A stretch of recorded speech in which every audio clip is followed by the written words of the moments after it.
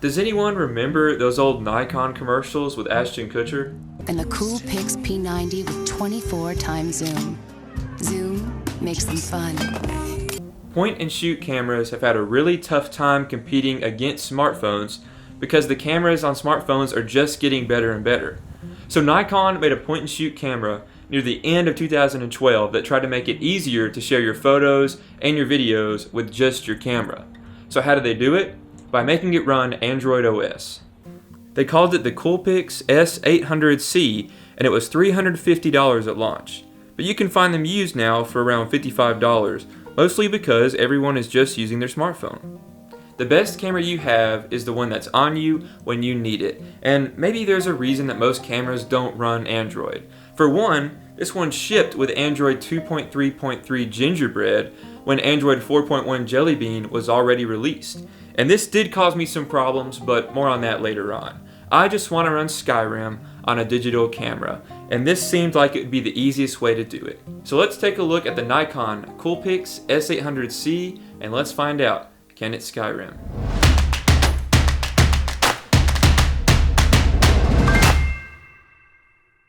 Skyrim is such a beautiful place. It's one of the main reasons that I spend so much time out here. And I can't just take a screenshot when I'm actually out here, so sometimes I'll bring a camera along to capture some of the cool things that I might come across. I like to leave my iPhone at home just because I feel like when I'm out here I can really just disconnect from the world. But who wouldn't want to play Skyrim on their camera? Now we won't be able to run Skyrim natively on a camera because at least at this time there's not a camera out there that's powerful enough or has the right software and drivers to run it natively. But when I first saw this camera, I saw it ran Android, I thought how easy it would be just to download Moonlight and run it and stream from my gaming PC to the camera, a lot like I did with my PS Vita in my last video. Well, apparently Moonlight doesn't support Android 2.3.3 Gingerbread. In fact, there are many apps that don't.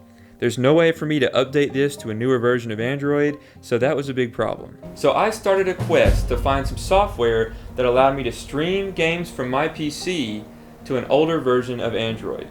I tried to use just a normal VNC type app, but when I launched into Skyrim, I was getting like half a frame a second no matter what settings I used. It became clear that I needed to use a client that was actually meant for gaming for this to work. So I went up to the College of Winterhold to see what kind of magic I needed to make this work. Well, I talked to Berlina Marion and she told me that I didn't need magic or the Moonlight streaming app. What I needed was an app called Caney.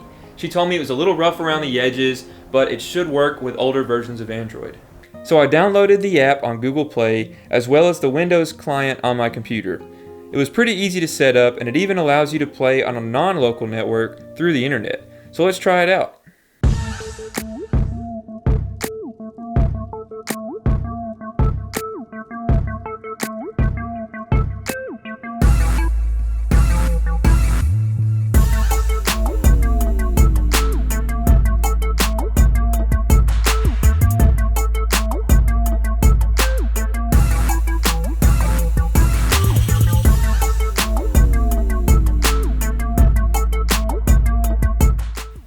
It actually works way better than I thought it would.